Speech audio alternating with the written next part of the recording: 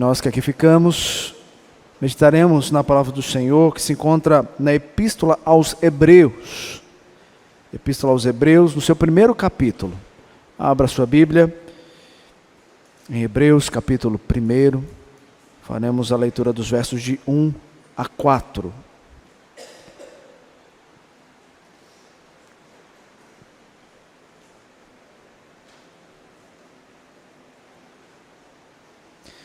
Diz assim: havendo Deus outrora falado muitas vezes e de muitas maneiras aos pais pelos profetas, nestes últimos dias nos falou pelo Filho, a quem constituiu herdeiro de todas as coisas, pelo qual também fez o universo.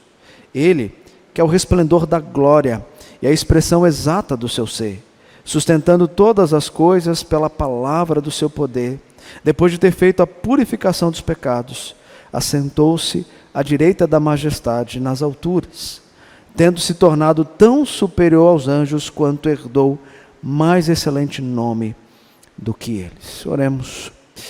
Deus, acabamos de ler a Tua palavra, precisamos compreender as verdades contidas no texto, e assim, ó Deus, diante dessa revelação, aplicar ao nosso coração as realidades eternas de um Deus vivo e verdadeiro, que na pessoa do Seu Filho comunica conosco.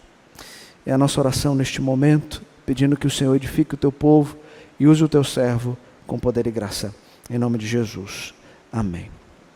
Queridos, nós estamos vivendo o advento do Natal, e o Natal, de fato, é a data do ano em que grande parte da humanidade, seja ímpios ou justos, param para lembrar o nascimento de Jesus, aquele que foi prometido desde Gênesis 3,15, o esmagador da serpente, o descendente de Abraão, o leão de Judá, o filho de Davi, que assumiria o trono e que na plenitude dos tempos nasceu da Virgem Maria, em uma manjedoura, naquela pequena cidade de Belém.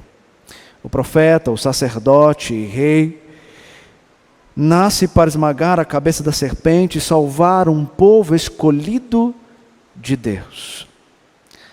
Isso foi um marco na história.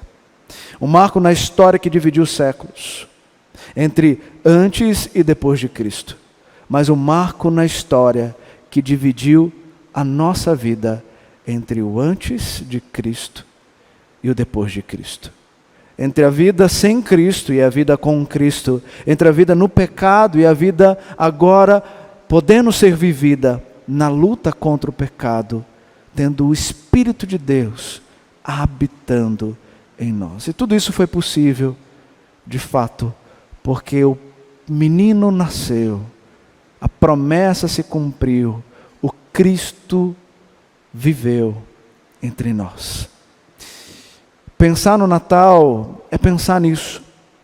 Mas pensar no Natal não é só olhar para o nascimento de Cristo, mas olhar para a totalidade de quem é Cristo. Pensar no Natal não é apenas lembrar de Cristo que nasceu numa pequena manjedoura, na estrebaria, na pequena cidade de Belém, rejeitado. Mas é pensar que esse Cristo, Ele é o profeta, sacerdote e rei. Ele veio para uma missão. Ele não nasce tendo a sua existência com o início no nascimento através da Virgem Maria, mas olhando para aquele que nunca nasceu, porque Ele sempre foi eterno. A natureza humana precisou se encarnar, mas Cristo é o eterno gerado do Pai. Pensar no Natal, pensar no Advento, pensar nas coisas a respeito de Cristo, me leva a pensar que eu não posso olhar apenas para um ato na história, mas a história a partir da ação divina de Deus, ao agir no tempo, e do tempo fazer coisas maravilhosas naqueles que o Pai escolheu através do seu Filho Jesus. Por isso eu olho para o texto de Hebreus e consigo perceber que o autor, que nós não sabemos quem é, ele, inspirado por Deus, pôde expressar nesses 4 primeiros versos a realidade desse Cristo, que é, de fato, o resplendor da glória do Pai. E é sobre isso que eu quero meditar com os irmãos nesta noite. A carta aos Hebreus nos leva ao entendimento de que Jesus é o Jesus prometido, que os judeus esperavam, mas na vinda de Cristo não acreditaram que este menino que nasceu da forma como nasceu, de fato era o Cristo prometido. E o autor da carta, ele leva a compreensão dos judeus de que Cristo é sim esse que agora fala, é esse que é da mesma essência do Pai, é esse que purificou pecados, é esse que marcou a história, é esse que foi o divisor de águas na vida do ser humano. E que eles precisavam de fato compreender, como judeus, de que Cristo é de fato o Senhor da história. E olhar para o texto nos faz pensar nisso. Por isso eu olho para o texto e vejo 2 divisões claras. Na primeira divisão você tem Deus falando e mostrando a forma como Ele comunica as suas verdades. E no segundo momento Ele apresenta quem de fato Cristo é. Quem é Jesus Cristo? Quem é esse menino que nasceu na cidade de Belém? E é sobre isso que nós vamos então pensar, nesses 2 pontos do texto. Em primeiro lugar, Deus falou. Veja o verso 1. Havendo Deus outrora falado, muitas vezes, de muitas maneiras aos pais, pelos profetas. No tempo, Deus falou pelos profetas. E depois falou por meio do seu Filho. Mas o autor começa nos afirmando que Deus falou. E perceba que o sujeito da fala é o próprio Criador dela. O autor e a fonte de toda a revelação. É Ele quem fala ao povo por intermédio de homens. Mas homens escolhidos para serem ministradores da mensagem que Ele comunicou a esses. Quando Ele diz, muitas vezes, de muitas maneiras, essa expressão, inclusive no original, ela dá o início da oração, o início da frase. O texto então começaria numa tradução direta do original, como muitas vezes, de muitas maneiras, outrora Deus falado aos pais pelos profetas. Isso quer dizer que Deus, Ele não se limitou a falar apenas pelos profetas, mas Ele também se manifestou a alguns homens, como Ele fez com Adão. Gênesis nos revela que Deus, pela viração do dia, apareceu a Adão no jardim do Éden, local de sua habitação. Deus falou através de Abraão em visões e em visitas. Deus falou a Moisés, Deus falou a Jacó, Deus falou. Mas após isso, Deus selecionou alguns homens, comissionando-os como profetas, para receberem da parte de Deus a revelação, e por meio dessa revelação, registrar e comunicar. Daniel capítulo 7, versículo 1 diz para nós que o profeta recebia a revelação de Deus em sonhos, anotava essa revelação em suma e depois comunicava ao povo. E tudo isso era necessário para que essa revelação escrita pudesse estar diante de nós nos livros da Bíblia.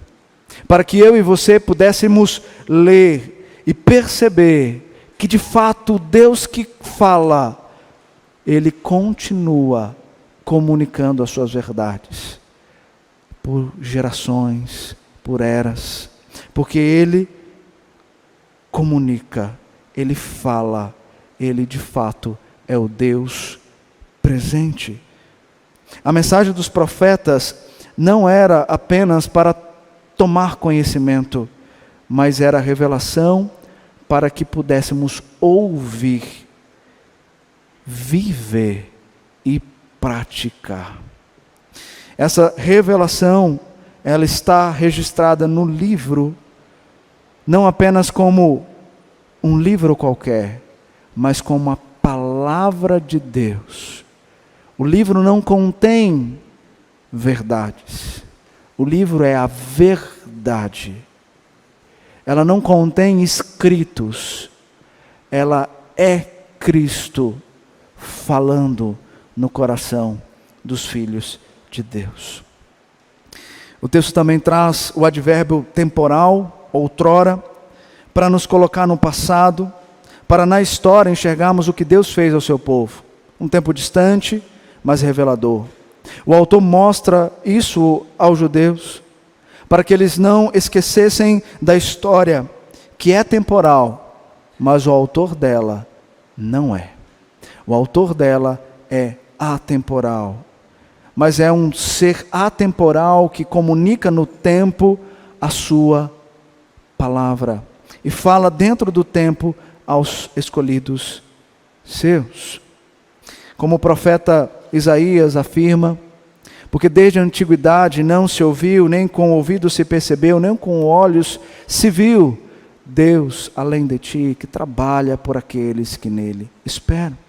Esse Deus é o Deus que no tempo rege a vida do seu povo, comunicando as verdades que ele revela por meio da sua palavra.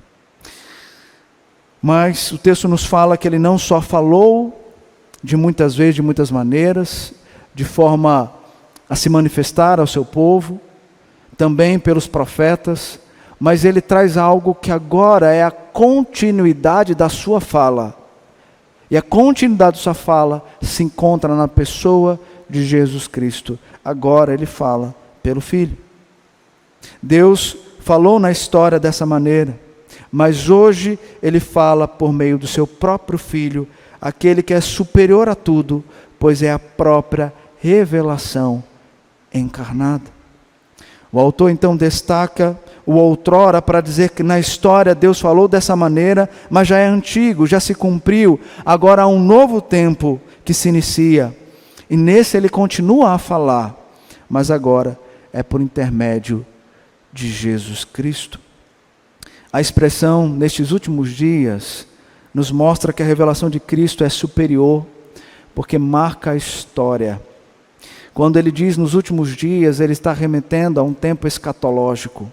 Quando ele diz nos últimos dias, ele está dizendo que a vinda de Cristo de fato trouxe um marco, e o marco na história não é só entre o antes e o depois, não é somente entre eu antes de Cristo e depois de Cristo, mas é de fato os últimos dias que vivemos no estabelecimento do reino, na vinda de Cristo Jesus, para que nestes últimos dias vivamos no presente século, aguardando com esperança o retorno do último dia, onde Cristo voltará para resgatar a igreja e levará para os céus.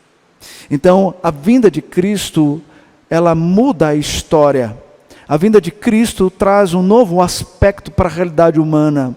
A vinda de Cristo estabelece os últimos dias como os últimos dias existentes até a volta de Cristo.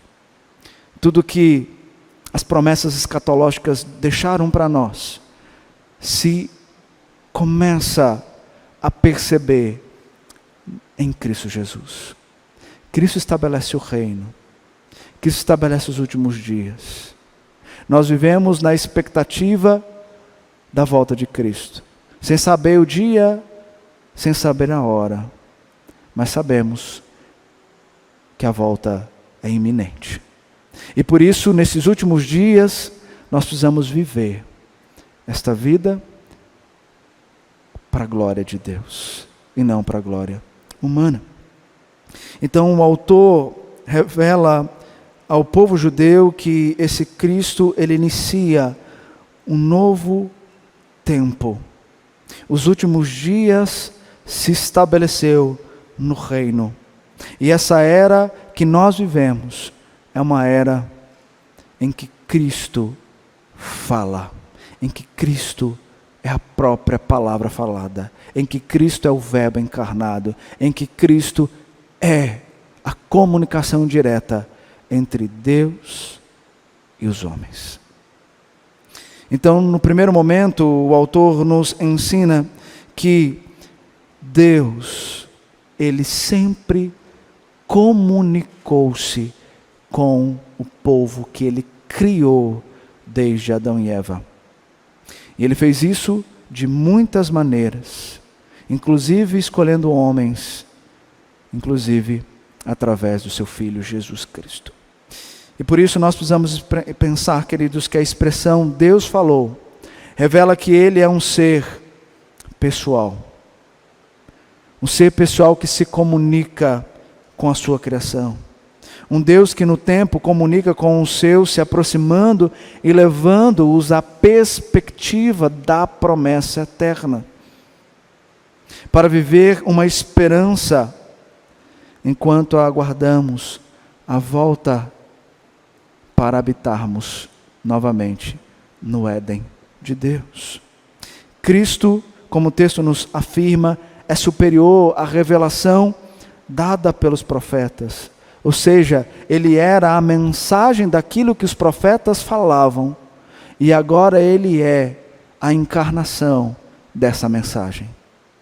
Os profetas falavam da vinda de Cristo. Cristo é agora a própria encarnação, o Verbo encarnado, o Logos de Deus, a palavra ministrando ao coração dos filhos de Deus.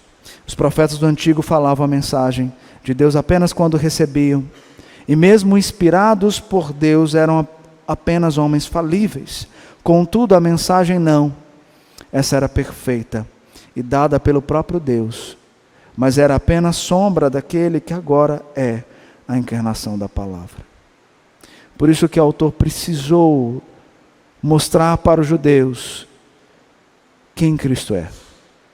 Ele precisou detalhar a realidade desse Cristo que é a própria palavra encarnada de Deus, que é agora a forma como Deus se comunica com os seus.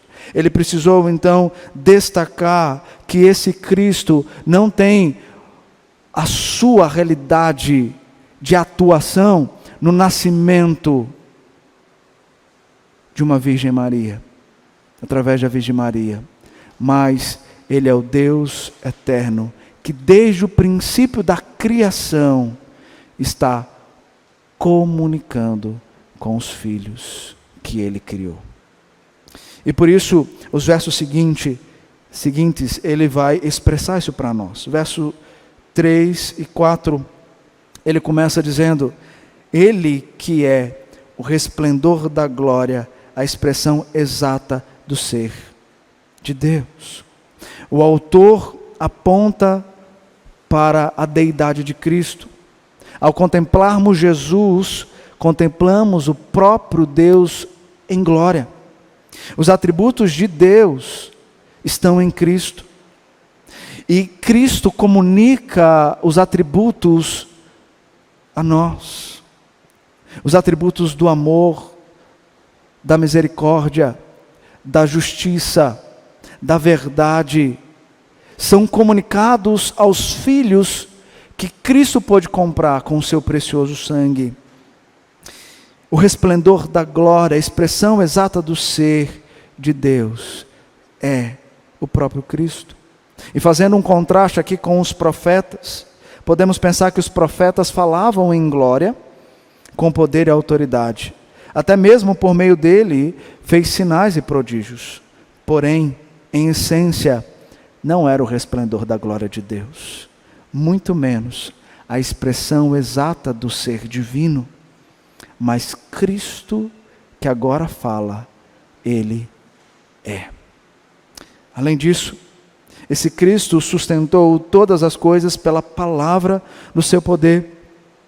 Cristo não estava apenas presente na criação, mas Ele é a própria palavra falada por Deus e agora sustenta toda a criação por ela. E essa ideia aqui de sustentar é de providência. Deus não apenas criou e deixou como se tudo estivesse funcionando como um relógio, como afirma a filosofia deísta. Pelo contrário, Ele continua a sustentar e a agir, conduzindo o universo para o fim determinado por Deus. Os profetas não criaram e não providenciaram até hoje o curso que a história tomou. No entanto, Cristo, Ele fez, sendo a própria palavra de Deus. Mas, além disso, o autor nos afirma que esse Cristo também nos purificou dos pecados. Ele purificou os pecados dos eleitos de Deus. Cristo não apenas agiu na criação, mas na salvação dos eleitos. Os profetas salvaram alguém? Não. Os profetas não salvaram ninguém. Puderam noticiar daquele que haveria de sofrer ao carregar sobre ele todos os nossos pecados, a fim de nos lavar e nos purificar de toda a injustiça. Mas somente Cristo pôde, de fato, salvar, resgatar pelo seu precioso sangue. E o texto também diz que agora esse Cristo, além de tudo isso, Ele está assentado à direita de Deus Pai.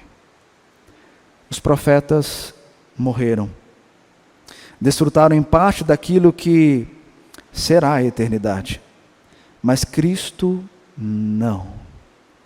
Cristo morreu, mas ressuscitou, porque Ele é eterno. Ele continua vivo e assentado no trono, governando e sustentando todas as coisas. Portanto, os profetas eram esses homens falíveis que Deus usou e foram necessários, porém, a mensagem deles era ainda a sombra do que haveria de acontecer. Agora, Cristo, que era o conteúdo dos profetas, é a realidade, o Verbo, a palavra encarnada e superior aos profetas, porque é o próprio Deus. E não só superior aos profetas, mas como diz no verso 4, superior também aos anjos. E Deus deu a ele um nome sobre todo o nome. Pensar no Natal é pensar nesse Cristo. Pensar no Natal é de fato lembrar que Cristo não é apenas um menino que nasceu de uma forma humilde, mas é um Cristo que veio cumprir, por amor a Deus, um plano eterno. Um plano eterno que não foi algo que Deus foi descrevendo no decorrer da história, mas que fazia parte da história.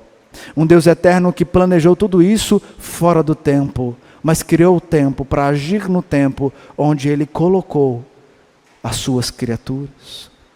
Um Deus que comunicou através da criação a existência de todas as coisas criadas.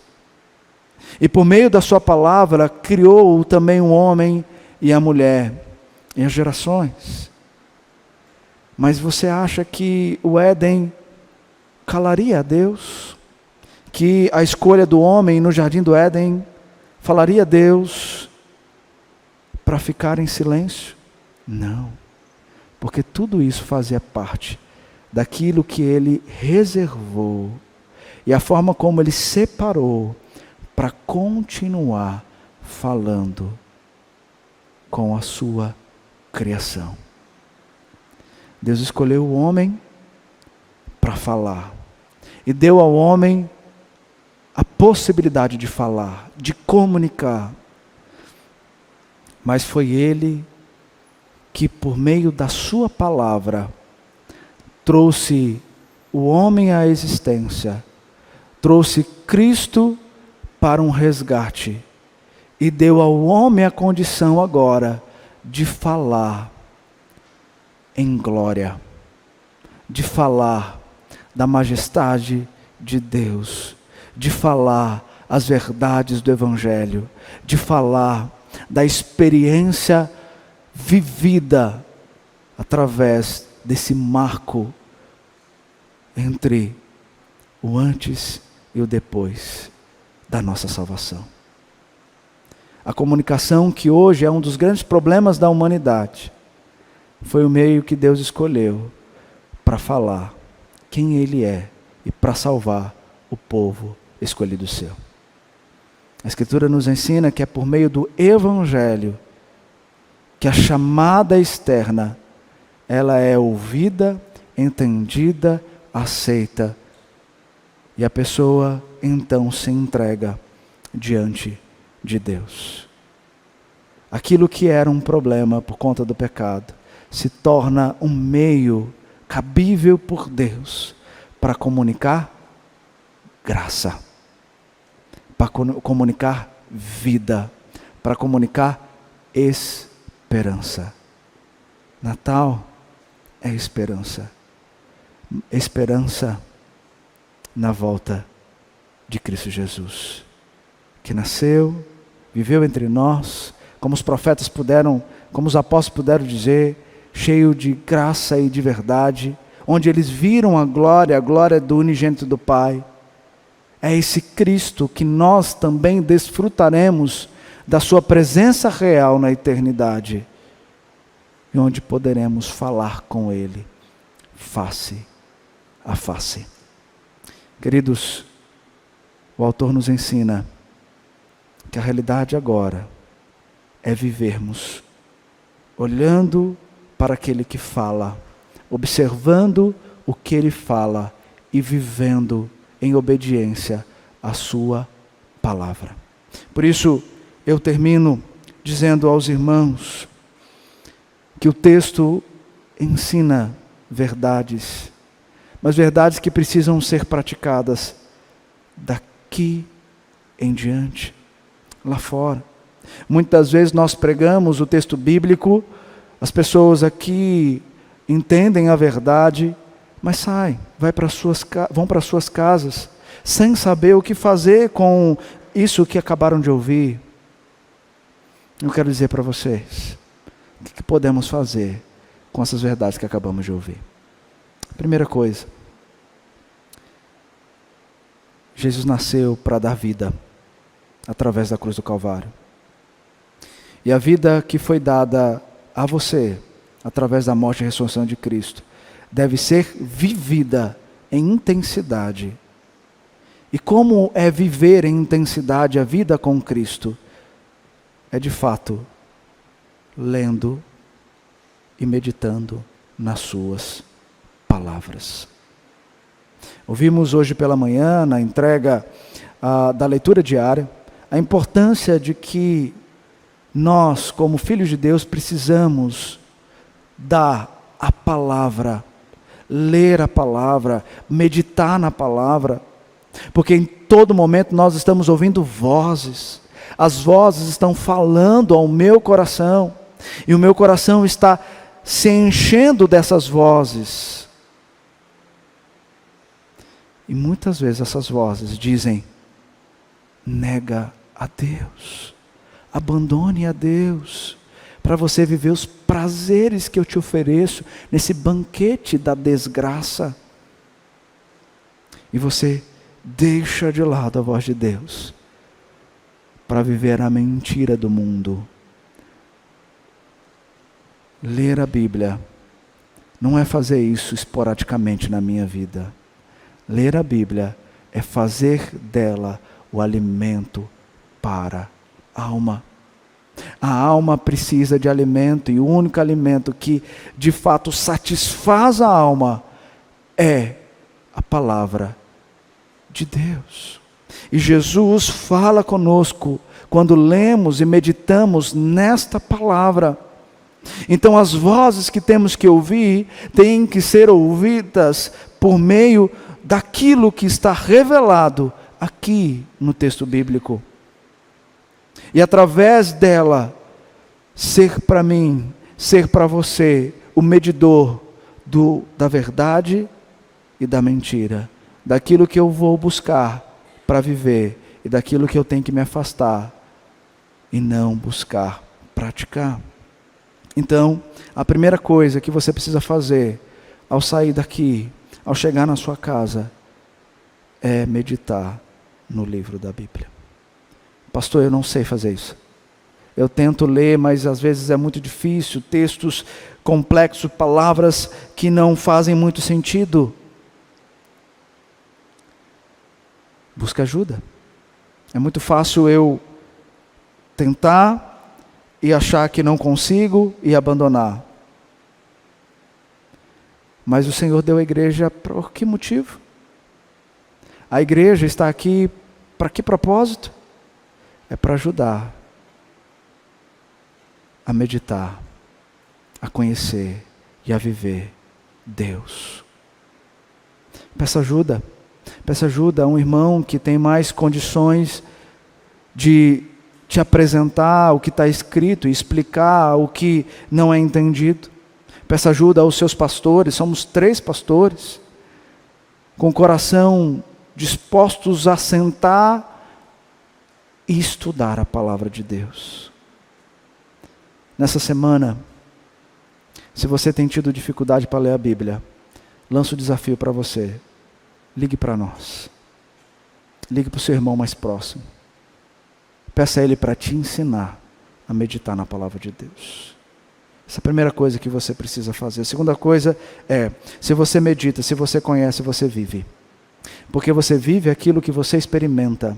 E a partir do momento que você experimenta a verdade de Deus, você não quer deixar ela no obscuro do seu coração. Você quer de fato praticá-la, externá-la, você quer comunicá-la, você quer falar para as pessoas o que de fato ela está fazendo com você. E a Escritura diz para nós que quanto mais nós andamos em Jesus, mais parecido com Ele nós ficamos. Paulo vai dizer que de glória em glória nós somos transformados para sermos parecidos com Jesus Cristo. E esse é o propósito da nossa vida aqui no mundo. Nós precisamos ser parecidos com Cristo Jesus, mas só conseguiremos se de fato conhecermos quem Ele é. Por isso, em casa, após aprender a ler a Bíblia, a meditar na palavra, ligue para o irmão, que você sabe que não conhece a Jesus, ou que conhece, mas não experimentou o que você experimentou, e fale com ele, desse Cristo. Ele está nessa expectativa do Natal, ele sabe o que é o Natal, então aproveita essa oportunidade para falar dele, quem de fato Cristo é. E esse texto que você acabou de meditar e pensar nele junto comigo, fala, revela, ensina o que você pode falar. E por último, esperança no caos é o que nós precisamos. Nós estamos vivendo os últimos dias. Os últimos dias é dias de caos. É dias de fato de instabilidade. É dias de falta de esperança. E o mundo está sem esperança, mas você não. O mundo está desesperado, mas você não. Se você está desesperado, é porque talvez o Evangelho foi se perdendo no seu coração. Porque a paz de Cristo é o hábito do nosso coração.